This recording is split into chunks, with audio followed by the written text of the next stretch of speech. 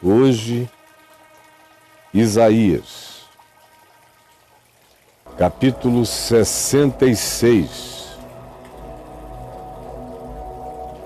Assim diz o Senhor: o céu é o meu trono e a terra, o planeta que nós acabamos de ver, é o estrado dos meus pés. Ora, se o céu, o universo, infinito aos sentidos, é o meu trono, e se a terra é o estrado dos meus pés, eu pergunto a vocês: que casa, que templo, que santuário vocês acham que vão me edificar para que seja o lugar do meu repouso? Vocês não conseguem entender que os céus dos céus não me podem conter, mas que eu habito apenas em corações, em consciências, porque a minha mão fez todas as coisas, visíveis e as invisíveis. Todas elas vieram a existir pelo meu chamado, pela minha decisão de que elas seriam e existiriam. Mas o homem para o qual, o homem para quem eu olharei, sempre olharei, mais do que para todas as estrelas do universo e para todos os mundos e para todos os tamanhos e para todas as grandezas, o homem, o ser humano, habitante deste planeta na Terra, para quem eu olharei, é o aflito, é o abatido. Sim, o abatido de espírito, e que treme da minha palavra. O que imola um boi em sacrifício, para mim, entendam, se alguém pega um boi e diz: vou oferecê-lo a Deus, entenda, isso é Deus falando através de Isaías há 2.800 anos atrás. Quem faz isso, sacrifica um boi a mim, para mim é como quem comete homicídio. É loucura. Eu não como bois, eu crio bois, eu faço bois, eu não preciso desse retorno, tudo é meu. Assim como aquele que sacrifica um cordeirinho num altar, em homenagem a mim, para minha glória, para minha satisfação, eu digo, como o que quebra o pescoço de um cão é aquele que a mim oferece um cordeiro, está cometendo um ato de perversidade.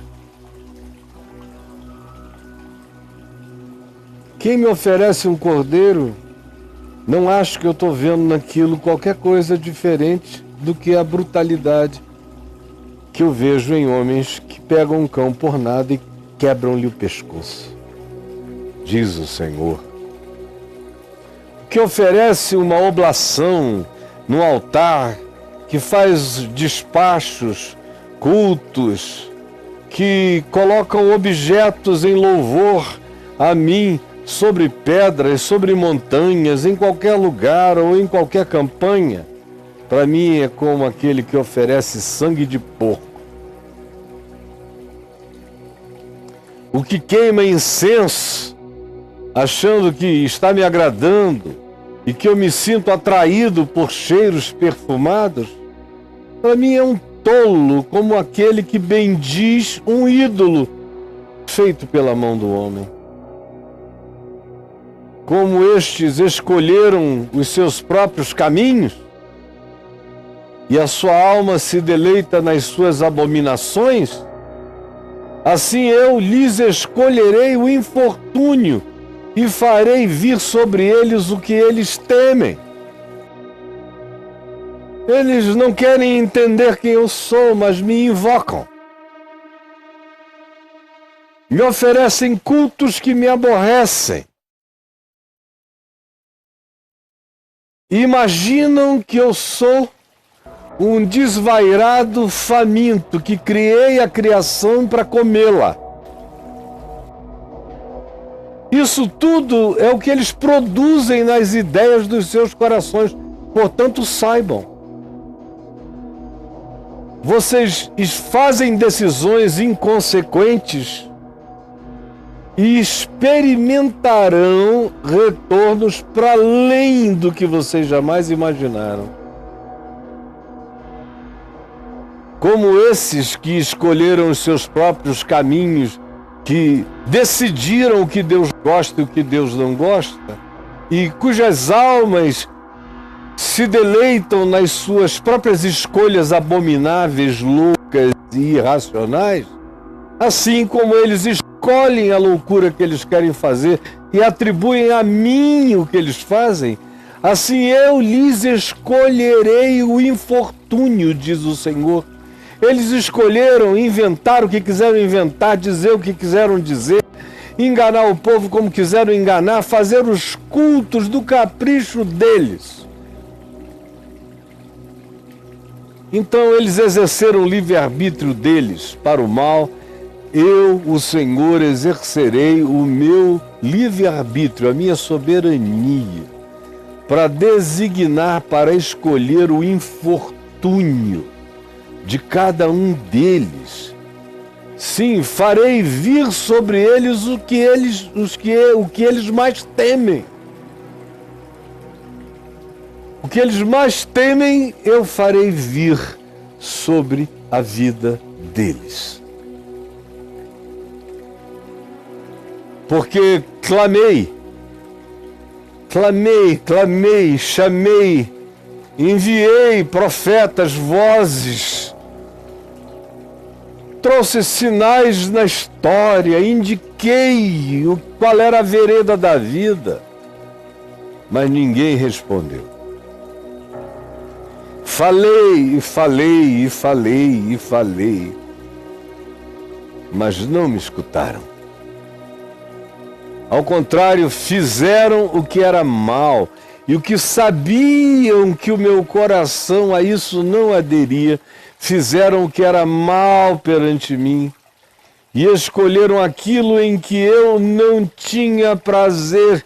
O meu prazer estava revelado, o meu prazer está explicitado. Eu já disse qual é todo o meu prazer. Eis aí o meu filho amado em quem eu tenho todo o meu prazer. Eu tenho dito qual é o meu prazer desde o princípio do mundo. Eu me deleito e me comprazo no amor, na justiça, na verdade, na fidelidade, na sinceridade, no coração limpo e reto. Eles sabiam qual era o meu prazer, no entanto, escolheram aquilo no que eu, o Senhor, não tinha e nem tenho prazer. Agora, ouvi a palavra do Senhor, vós, os que ainda a temeis, que são esses para quem Deus olha, o aflito, o abatido de espírito e o que treme diante da minha palavra. Vocês, esse remanescente, o que sobrou no meio dessa loucura, ouçam a palavra do Senhor. Vocês em cujo coração ainda existe temor, e ouçam, eis o que ele lhes diz. Vossos irmãos, que vos aborrecem, que ficaram com raiva de vocês, porque vocês obedecem a minha palavra e passaram a ser odiados por essa legião de transgressores que usam o que querem usar em meu nome e odeiam aqueles que de modo aflito, abatido de espírito, quebrantado de coração, e são sinceros com a minha palavra. Ouçam que aqueles que vos aborrecem são muitos, e que para longe vos lançam, por causa do incômodo que o vosso amor por mim, pelo meu nome, pelo Evangelho, provoca neles. E eles não querem nem ouvir o nome de vocês. Ouçam, saibam acerca desses que dizem: mostre o Senhor a sua glória para que vejamos a vossa alegria. Esses que ficam querendo de vocês um sinal da minha parte, que valide vocês com grandiosidade, com glória, com poder, porque a única linguagem que eles entendem é a da glória humana e do poder humano. Esses, saibam, serão confundidos. Esses que perseguem vocês porque vocês me amam. Esses que se dizem do meu povo e que inventam todas as loucuras que eu desprezo e que odeiam vocês por causa da minha palavra e que humilham vocês dizendo que são gente aflita, abatida de espírito, pobre, que Deus não está com vocês porque vocês não são poderosos. Saibam, esses que assim dizem serão todos eles confundidos. Todos. Voz de grande tumulto vai brotar no templo, nos santuários, nas igrejas. Voz de tumulto, mas será a confusão promovida pelo Senhor, julgando os seus inimigos, aqueles que usam o seu nome para profaná-lo, que conhecem a sua vontade e escolhem o caminho que não é evangelho, que não é boa nova, que não anda na direção do aflito, do abatido de espírito e daquele que teme e treme diante da palavra do Senhor. Esses serão confundidos pela voz que os enlouquecerá no templo. Será esse o juízo de Deus contra esses que se inimizam contra a verdade, que trocam a verdade pela mentira em nome de Deus. Sim, e vai acontecer de repente, antes que estivesse de parto, já deu à luz, vai ser súbito. Quando acontecer, vai ser assim. Não haverá a gravidez, já haverá o... Sim, antes que venham as dores, já vai nascer o filho de súbito. Veja, quem jamais ouviu tal coisa? Quem viu essa coisa semelhante? Pode acaso essa reviravolta acontecer num só dia? Ah, Senhor, eu já vi as mais inconcebíveis reviravoltas acontecerem da noite para o dia. Senhor Deus, Tu sabes. Sim, acaso eu farei abrir a madre e não farei nascer? Acaso eu faço nascer para fechar a madre? Não. Quem viver verá que a que está grávida da sua própria maldade dará à luz antes de perceber. Que todo aquele que semeia colherá equivalentemente à semeadura que faz. Senhor Jesus, é tão certo quanto a lei da gravidade, a lei da vida, por Ti aqui anunciada. E nós temos toda a história para comprovar que sempre que alguém ou alguns ou uma geração se exaltou, foi humilhada. Nós temos o testemunho da história que mostra que a pior de todas as insinceridades, que é essa de misturar o nome de Deus com a iniquidade do capricho humano, nunca fica sem ser visitada. E eu te imploro hoje que alguns tenham a mente aberta pelo Espírito Santo para entender. É o que eu te imploro. Em teu nome, Jesus. Amém. Aí você tocou nos objetos, né? Falando aqui das pontos de contato. Babilaques, né? Os badulaquinhos. Né? É. Aí a pessoa mandou assim, na hora que você estava falando sobre isso, ela escreveu assim: Caio, o óleo ungido seria um ponto de contato? O óleo ungido é um símbolo. E não se diz que Jesus curava com óleo ungido. Só diz que Jesus ungia as pessoas com óleo. Olha a diferença. Para a religião das emoções, dos sentimentos, dos pentasentimentos, das pentaemoções, pessoal, pentacampeão, é o óleo que é ungido. No Novo Testamento não diz que Jesus separava um óleo, consagrava um óleo, para que com aquele óleo ele curasse as pessoas. Parece uma sutileza, mas isso transfere o significado do indivíduo que vai receber oração para o óleo. Aí já vira fetiche. De modo que o óleo ungido dos crentes é fetiche.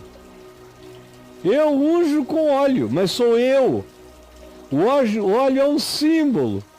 E o significado sublime e supremo é o ser humano, que vai ser objeto do meu amor orado e da minha oração amorosa. Não é o óleo.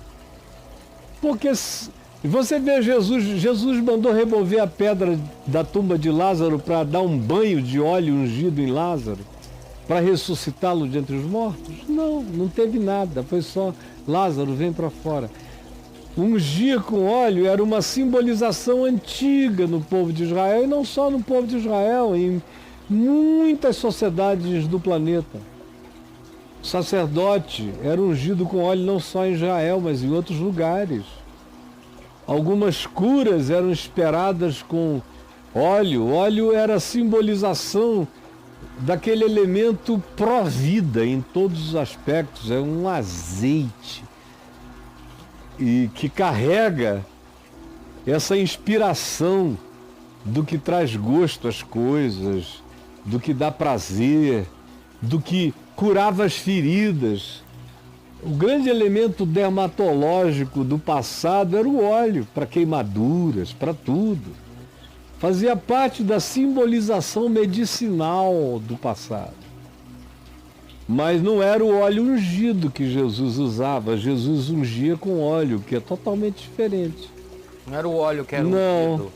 E muita gente ele curou sem óleo nenhum. Você vê menção de Jesus curando com óleo, com unção de óleo, em 2 ocasiões do Novo Testamento. 2. Uma delas é lá em Marcos 6, em Nazaré. Ali não pôde fazer muitos sinais, senão curar alguns enfermos ungindo-os com óleo. É um dos casos.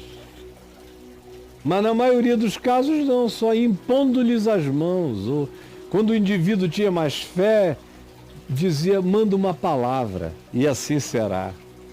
Na realidade, botar a mão na cabeça de alguém favorece muito mais essa necessidade primitiva do toque,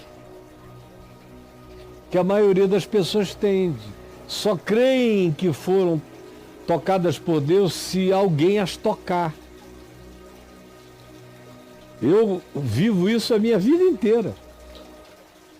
Nessas filas, você fica horas e horas e horas e horas atendendo pessoas. Hoje em dia 70% é selfie, ou 60%, ou 100%, sempre tem um selfie no meio. Mas tem muita gente que você orou por todo mundo, e o cara não acredita. Enquanto ele não vai, pega na tua mão, bota a tua mão na cabeça dele, diz, faz uma oração, nem que seja, repete a oração da minha cabeça. Ele precisa disso. Ele precisa daquilo. Ele é aquele indivíduo que antes de vir para essa fé que está só começando ainda nele, está só iniciando, Antes ele precisava de um objeto fetichista para adorar. Toque. Agora ele precisa de um outro toque. Quanto mais o cara ainda é primitivo, de mais toque ele necessita. Quanto menos primitivo ele é, de menos toque ele necessita. Ele crê ali, ele está lá na Rússia. E eu estou aqui, mas ele te escreve aí, diz, Caio, ora por mim, que eu vou fazer uma operação amanhã de manhã e eu creio que o Senhor pode me curar. Ele não está crendo que eu tenho que ir lá tocar nele. Ele crê que basta uma palavra aqui. Basta uma palavra. Meramente. Meramente pela palavra, Jesus os curava. É o que está dito. E meramente pela palavra os curava. De modo que, quanto mais primitividade, mais necessidade de toque. Quanto mais sutileza e desenvolvimento sensorial e perceptivo e espiritual, menos toque o indivíduo precisa. Assim como eu compreendo totalmente aqueles que parece que só conseguem cantar com significado, orar com significado, se forem para dentro de um templo. Parece que sozinho, como Jesus disse, entra no teu quarto e fala com teu pai que está em secreto, não rola para uma quantidade enorme. São pessoas que ainda veem a vida com olhares pagãos. Eu não estou dizendo que você não possa ir, você pode ir. Só fica sabendo que na Nova Jerusalém ninguém encontrou santuário. Porque na Nova Jerusalém tudo tem a ver com uma adoração em espírito e em verdade, sem lugarização. Não há sagrado na Nova Jerusalém. O sagrado é uma construção humana. Faz parte da nossa antropologia, da nossa cultura. Isso é o sagrado. O santo não, o santo não precisa de lugarização, o santo é estado de ser. O santo é consciência em amor. É diferente do sagrado. O sagrado é tópico e é fetichista. O santo não é tópico, ele é um estado de consciência e de confiança.